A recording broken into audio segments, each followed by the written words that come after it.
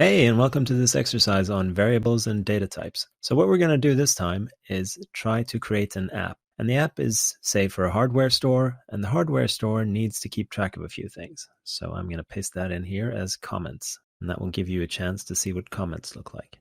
So here's the text, just to show you they are comments because they start with a hashtag. So now it's a normal text, now it's a comment. So create appropriate variables for item name, the name of whatever the item is, the price, and how many you have in stock. So that's your job. So create 3 variables and choose the right data type for them.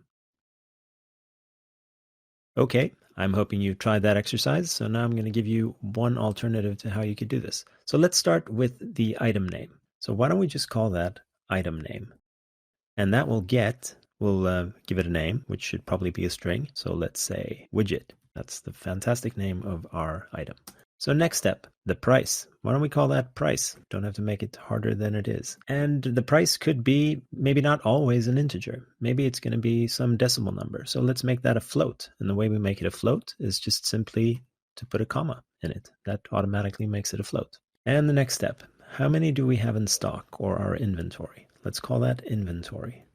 And in this case, we can't have half ones or whole ones because they're widgets. So let's say that's an integer. And let's just say we have 100 of them. Now as a next step, why don't we try and print this as well? So let's print all of them. Let's say print item name, comma, price, comma, inventory. What do you think that's going to print? Let's find out. We get widget 23.5 and 100. Now another thing we could have done is to use a boolean. So we could have said is in inventory and set that to true. And then we could have had a flag that told us whether or not we had any inventory at all. But of course, we wouldn't know how many we had in inventory. So that would be sort of useful, but not entirely. So that covers that exercise. I hope you enjoyed it, and I'll see you in the next tutorial.